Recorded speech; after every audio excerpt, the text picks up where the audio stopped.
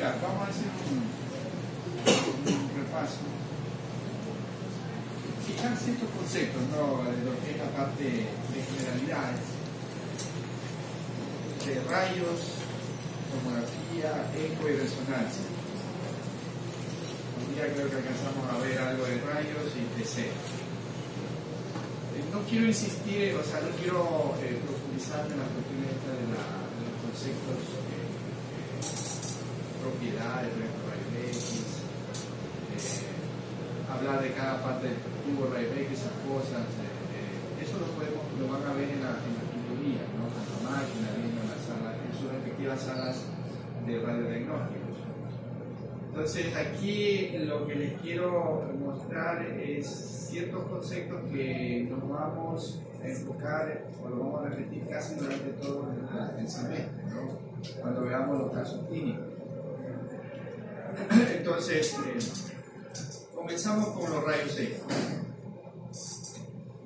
La radiología convencional y la radiología contrastada de alta resolución sigue siendo uno de los pilares diagnósticos para todas las patologías del cuerpo, ¿no? Ya sea cerebro, tórax, corazón, extremidad, etc., ¿no? Siempre será, ha sido y seguirá siendo el pilar del diagnóstico de entrada de un determinado paciente con una patología pulmonar, por ejemplo. Un paciente que te llega a la consulta con dolor torácico, con tos productiva, con disnea, lo primero que debe pedir es una placa de tórax, una grafía de escala de tórax. Es elemental. No puedes hacer directamente pedir una ATC, por ejemplo. No debe ser así. Se debe comenzar por el principio, ¿no? Y la grafía convencional es la base del diagnóstico. Entonces, vamos a hacer, a dejar claramente los conceptos, lo que es una imagen radiolúcida, lo que es una imagen radiopaca y lo que es una imagen intermedia entre las dos, también llamada densidad de partes blandas. Ahora, ¿por qué se llama así estos términos? Radiopaco, radiolúcido y densidad de partes blandas. Todo depende del poder de absorción de un determinado órgano, se puede decir, ¿no? Es así que, por ejemplo, los huesos, todas las estructuras óseas, tienen una alta absorción de la radiación. Y eso hace de que se proyecte en las placas radiológicas como una imagen blanca, radiopaca. Hay otros elementos que tienen baja absorción, como son los que tienen contenido aéreo. ¿Dónde hay aire en el cuerpo?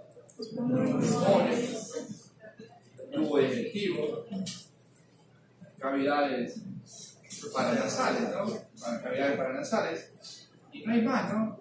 Ahí tenemos presencia de aire. Entonces el aire se ve oscuro, y eso toma un término en la radiología que se llama radiolúcido. Y podríamos decir una densidad intermedia que viene a ser la parte muscular, los planos musculares, el tejido celular subcutáneo, y se llama densidad de partes blandas. Creo que Pedrosa lo pone como densidad agua también, ¿no? Densidad agua, densidad intermedia, o también densidad de partes blandas, que tienen poca absorción de la radiación. Entonces, de esa forma, tenemos ya los términos, la terminología en radiología. Cuando hablemos de tomografía, ahí vamos a hablar en cambio de densidades. Densidades, no cambian los términos. Ya les voy a comenzar.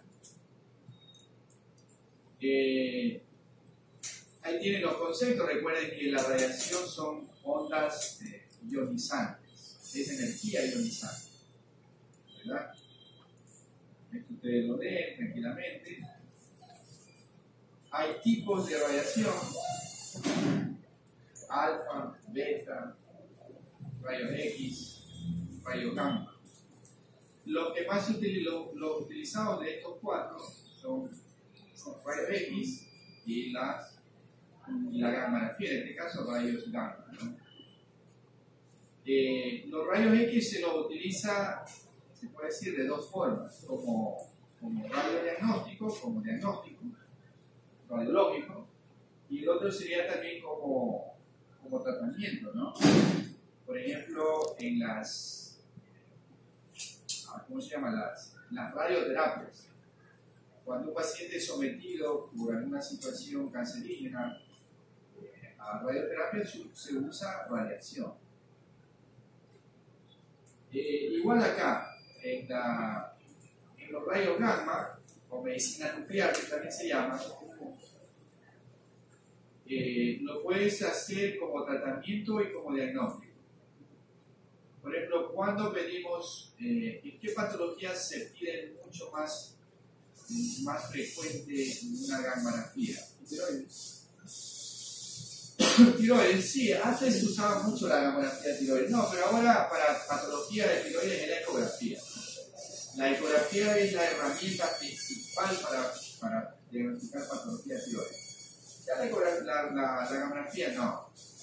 ¿Qué es lo que te decía la gamma-grafía en la tiroides? ¿Nódulo frío o nódulo caliente? No te decían más nada. ¿No es cierto? ¿Y qué entendían como nódulo frío? ¿Ah? ¿Tienen idea? No. Porque eso es lo que reportaba la gamma-grafía tiroides, ¿no? O tenía un nódulo frío o un nódulo caliente. El nódulo caliente significaba que, como en la gamma-grafía se utilizan radiofármacos que pueden ser inyectados en la vena o puede el paciente también tomar e ingerir. Y después de cierto tiempo ese paciente era sometido a la gamma-cámara. Y entonces si había un nódulo tiroideo, creo que se usaba el Tecnesio 99, si no recuerdo. Tecnesio 99 como radiotrazador.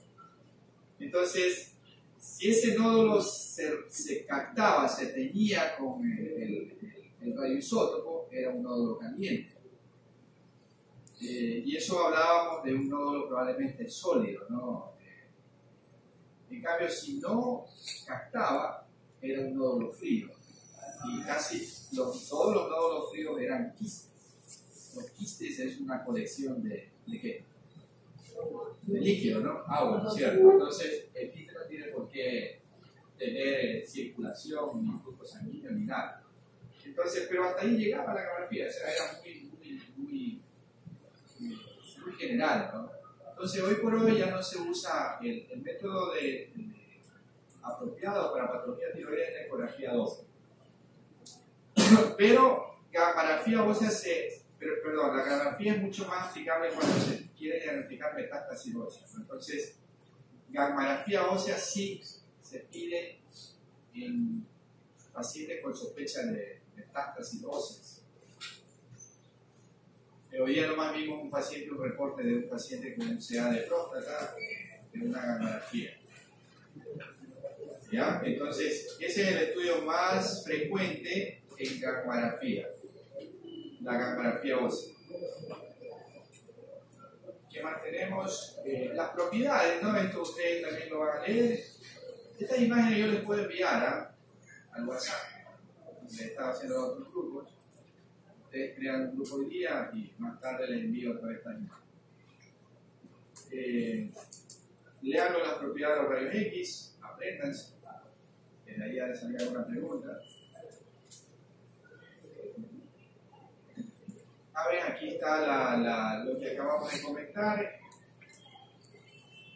cómo las radiaciones se usan en medicina de dos formas, como diagnóstico y como tratamiento. El que les interesa saber acerca de la radioterapia, lean esto, ¿no? Hay dos tipos de radioterapia, una que se llama la teleterapia y la otra la brachyterapia. En medicina nuclear, mira, usamos radiofármacos o radioisótopos. Y hay un otro método diagnóstico que es el PET scan, que deben saberlo, que también usa radiación con un radiofármaco que es la FDG, que es un derivado de la glucosa. Este tipo de examen, el PET scan y la medicina nuclear, solamente lo hacen en Solta. Al menos aquí en Guayaquil solo se hace en Solta. No hay otros centros privados que hagan gammagrafía ni PET scan. ¿Cuándo utilizamos este tipo de examen? ¿Alguien tiene una idea? Establecer existe la presencia de cáncer. O sea, se utiliza después del tratamiento. Sí, está bien la idea, ¿no? Pero realmente está indicado en aquellos pacientes que han tenido un antecedente de un CA primario. Por ejemplo, paciente femenina que fue diagnosticado hace 3 años un cáncer de mama. Ha venido evolucionando bien, ha sido mastectomizada y el último control tomográfico reportó un nódulo pulmonar de 1 centímetro. Y resulta que como es un nódulo pequeño y está muy profundo en el pulmón, no se lo puede hacer biopsia dirigida con tomografía computada, o sea, punción. Tampoco con fibroscopía puede llegar a ese nódulo. Entonces queda la opción de hacer un PET scan, porque quiere saber si ese nódulo es metastásico o no, ¿no es cierto? Con antecedentes de la paciente. Entonces en esos casos tú pides un PET scan. Porque no puedes pedir a todos los pacientes porque son estudios muy caros. Este estudio está por encima de los $2.000. Ni siquiera los seguros sociales, los seguros privados y Seguro Social o el MSP te quieren pagar así nomás. O sea, te hacen un filtro. ¿Ah? Te filtran porque el seguro le implica un desembolso alto, ¿no? Imagínate, $2.000 y pico por un examen. Entonces son pacientes que son muy filtrados y con un antecedente de cáncer. Entonces, ahí generalmente se hace un PET scan. Ahora, si tú tienes mucho dinero y te quieres hacer todo el cuerpo, por supuesto, no se puede hacer. Pero en la parte práctica se recomienda en ese tipo de pacientes. Pero sirve, ¿no? Este es un estudio de alta sensibilidad para detectar enfermedad secundaria a un cáncer. O sea, metástasis, ¿no? Sí. Ahora, todo lo que aquí también, las imágenes que se proyectan en el PET scan son como zonas calientes, ¿no? Como hay un realce del radiotrazador. Y también a veces hay falsos positivos, perdón, ¿no? Los procesos inflamatorios te pueden simular, por ejemplo, un tuberculoma, un pulmonar, ¿no? Un absceso pulmonar te puede simular como una metástasa, hay que tener mucho cuidado.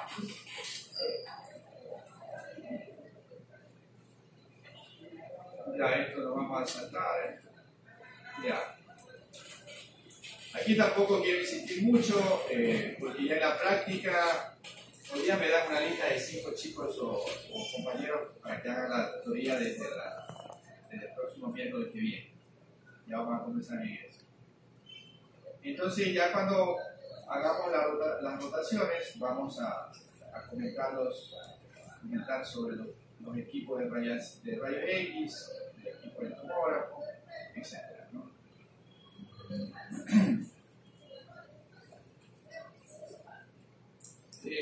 Aquí lo voy a explicar un poquito.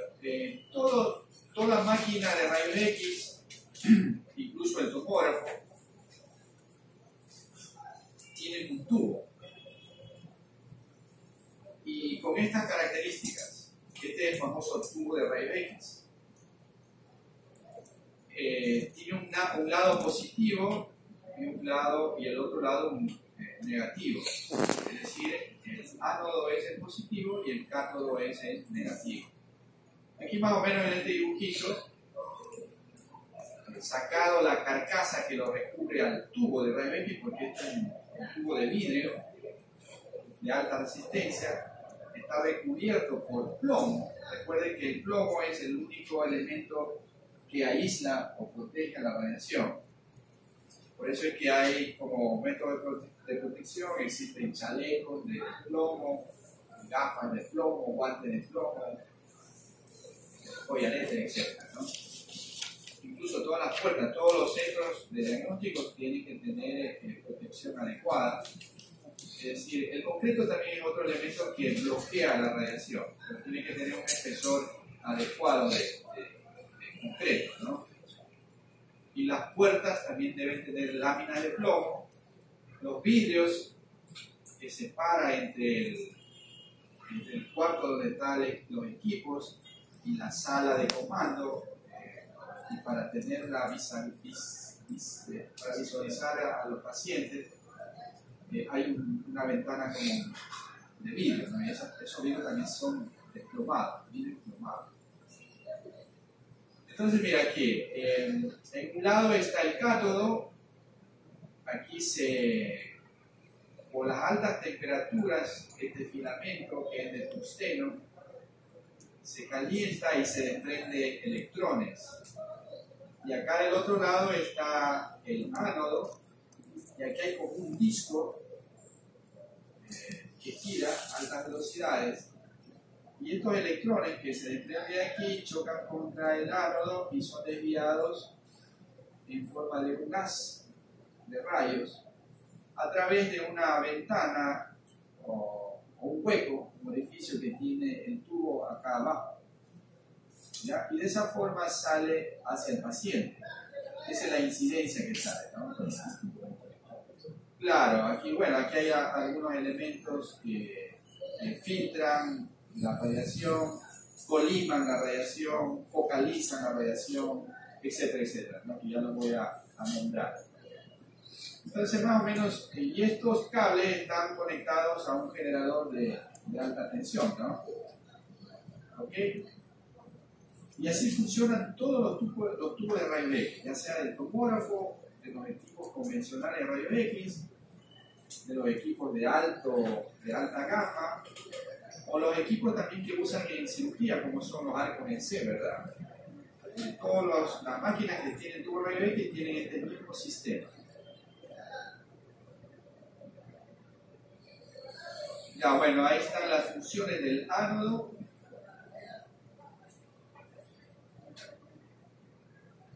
El panel de mando, donde están todas las perillas, donde pone el tecnólogo los parámetros adecuados para tomar una radiografía. El generador, que está con acá le llega directamente la corriente eléctrica de la calle, ¿no? Y aquí les voy a explicar un poquito, por ejemplo, factores que debemos tener presentes para obtener una buena radiografía, una buena imagen final, ¿no? Es decir, la imagen que ustedes ven en la placa radiográfica. Hay 4 básicamente. El tiempo, el otro es el kilovoltaje, el mA o miliamperaje y la distancia.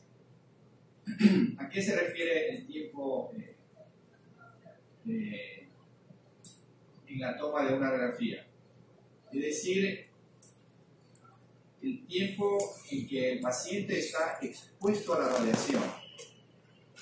Normalmente para tomar una placa de tórax no está ningún tecnológico. Se usa tiempo, si no estoy equivocado, más o menos de 10 milésimas de segundo. ¿Ya? Es decir, tú le dices al paciente, respire profundo, sostenga, y el paciente respira profundo y sostiene unos pocos segundos, ¿no? Y tú disparas. La radiación es como una linterna, ¿no? Es decir, en el momento que tú presionas un botón, tú haces el disparo. Supongamos que esta es la radiación, me estoy haciendo esto, mira. Le digo al paciente, respire profundo y sostenga, disparo, tú ya está. Me he demorado menos de milésima de segundo. ¿Ya? Pero, ¿qué pasa si voy a tomar una radiografía a un niñito pequeñito recién nacido? Entonces, a ese niño yo no le puedo decir respire profundo y sostenga, ¿no? Entonces, en ese caso, probablemente yo use menos tiempo de exposición. Menos tiempo. El kilovoltaje es un parámetro que los anestesiados se lo saben de memoria, pero se conoce que el kilovoltaje da el poder de penetración de la radiación. El miliamperaje. Son perillas que tienen la sala de comando. Esto ustedes pueden preguntar, enséñame lo que es kilovoltaje, el miliamperaje. Este otro factor, mira, la distancia entre el tubo de rayos X y la película. Normalmente una placa radiológica estándar de tórax se debe tomar a una distancia entre el tubo y la película o chasis, ¿no? ¿Está bien? ¿Cuánto? 1,50. 1,50, 1,50 m. Una distancia de 1,50 m. Esa es la más adecuada. Por eso se llama estándar de tórax, ¿no? Y en el estándar de tórax la radiación entra por la parte posterior, por la espalda, la incidencia del haz de radiación.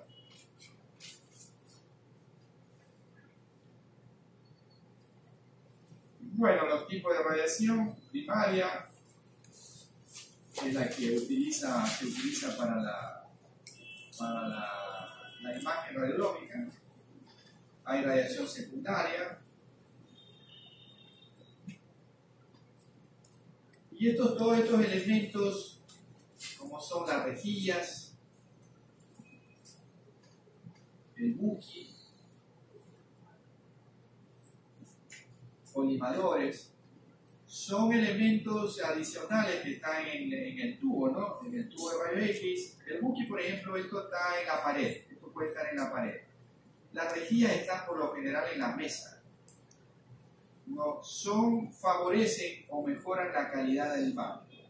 Filtran la imagen secundaria, de tal forma que dejan pasar solamente la radiación primaria, ¿no? Perdón, eliminan la radiación secundaria, se podría decir, solamente dejan pasar la radiación primaria. Entonces, para obtener un buen producto final, ¿no?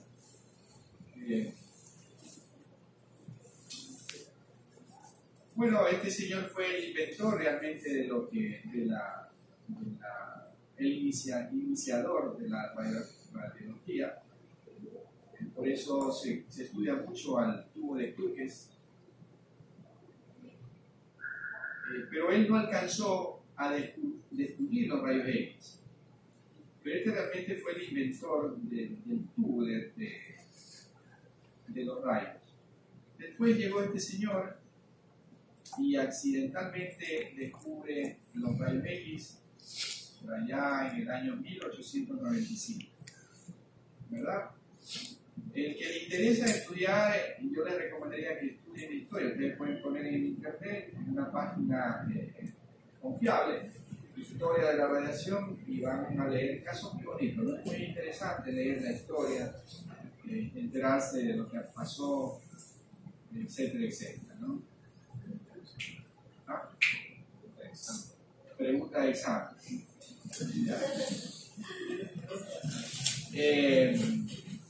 Bueno, esa fue la primera. La mayoría de los libros radiológicos traen esta mano, o traían esta mano, ¿te acuerdas?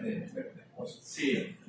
Ella ahora ya no trae otras cosas, pero esta es la manita de la esposa, ¿no? La primera radiología que tomó Röntgen. ¿Ya? Y la verdad es que es una buena radiología para esa época, ¿no? ¿Ah? Muy buena. El cuarto de estudio, ya. Hay equipos convencionales y hay equipos de alta gama en radiología. Los nuestros son de convencionales, ¿no? Es por los costos. Por ejemplo, este equipo, a pesar que es un equipo viejo, pero tiene fluoroscopía. Ahora, ¿qué es eso de la fluoroscopía? Se podría decir que la fluoroscopía es radiación en vivo, ¿no? Es decir, tú estás viendo el elemento que estás estudiando en tiempo real. O sea, estás irradiando en ese momento, y si tú quieres ver la muñeca, por ejemplo, lo ves en tiempo real. Ya, fluoroscopía. Tú dejas de irradiar, se desaparece la imagen. La fluoroscopía se utiliza mucho, como les comenté, por ejemplo, los arcos en C, los aparatos llamados arcos en C, que están siempre en quirófano, los traumatólogos, ¿no? Para hacer las reducciones, para poner los clavos, etc., ¿no? También otro método diagnóstico que usa fluoroscopía son las máquinas de cateterismo, ¿no? De cateterismo cardíacos, las máquinas de cineangio. Entonces se usa fluoroscopía. Pero el tubo es el mismo, o sea, eso no cambia, ¿no? Pero esto incrementa, las máquinas que tienen fluoroscopía incrementan el costo de los aparatos. Te cuento que ahora nos pidieron allá en Aurora que tenga máquinas con fluoroscopía para darnos los permisos. Sí, el MSP. No sé cómo vamos a hacer ahora. Ya. Ahora, los efectos colaterales que producen la radiación en el cuerpo hay que tener mucho cuidado, ¿no? Esto también ustedes lo van a leer, lo que les voy a comentar es lo siguiente. Se conoce que las células más radiosensibles en el cuerpo son justamente las que están recién formándose. Por eso es que ustedes ven en todo departamento de radiodiagnóstico, por ahí dice, si está embarazada, no, tienen que reportar, ¿no? Tienen que reportar, no pasar, prohibido entrar, etc. Y es por ese tema. Las células inmaduras son mucho más radiosensibles para producir algún cambio genético. ¿Ya? Igual hay también en el cuerpo, en el adulto, hay ciertos órganos que también son muy sensibles a la radiación. Ejemplo, generalmente las gónadas, los testículos, ovarios, la tiroides. Incluso si escucharon ese reportaje que hicieron con un médico de Solca sobre el cáncer de tiroides, ¿por qué tanta incidencia de cáncer de tiroides en nuestro medio? Es por la radiación, definitivamente la radiación. Incluso la radiación ultravioleta, ¿no? Del sol. No digamos de la radiación de un equipo Rayleigh. Entonces, es importante cuando un paciente, por ejemplo, se vaya a hacer sometido a algún estudio, hay que proteger al cuello, ¿no? Hay que proteger el cuello, la tiroides. Ya también las mamas son muy radiosensibles. De ahí que se recomienda hacer una mamografía al año, no más de eso. Tú no puedes hacer 2 o 3 veces mamografía en el año a la misma paciente. ¿Ya? Entonces, hay órganos sensibles a la radiación.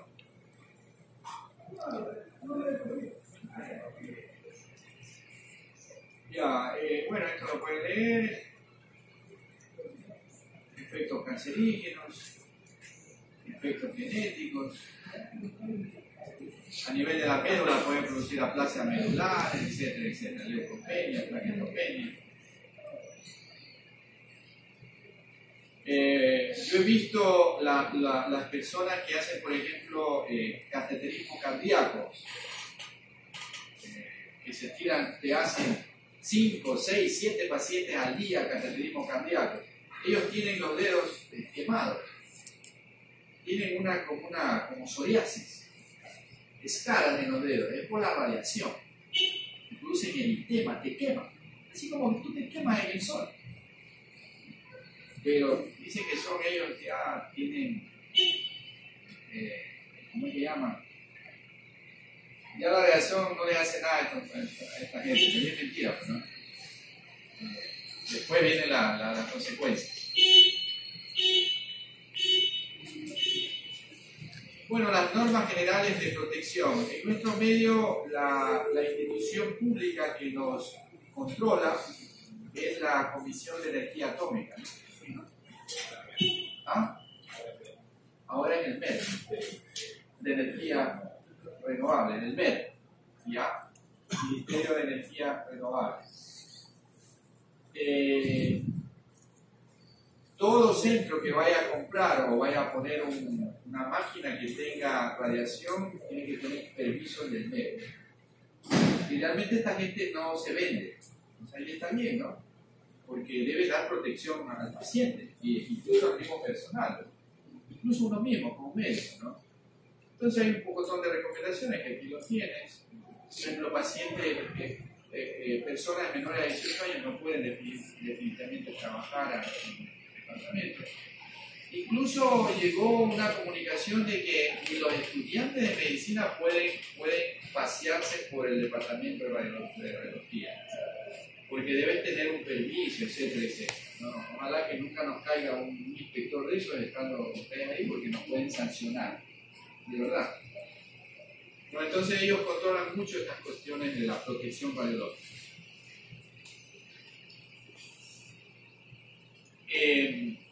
Aquí les he puesto en este cuadrito, más o menos, en qué se mide la radiación, en milisievert.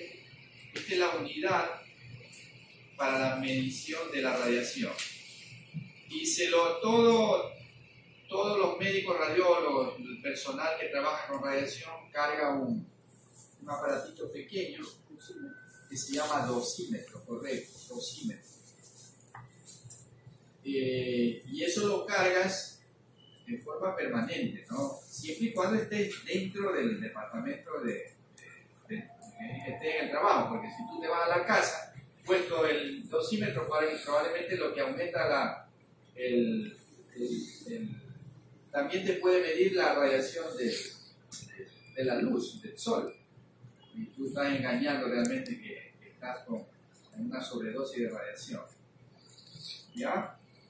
Un estándar de toras representa alrededor de 0.1 milisievert.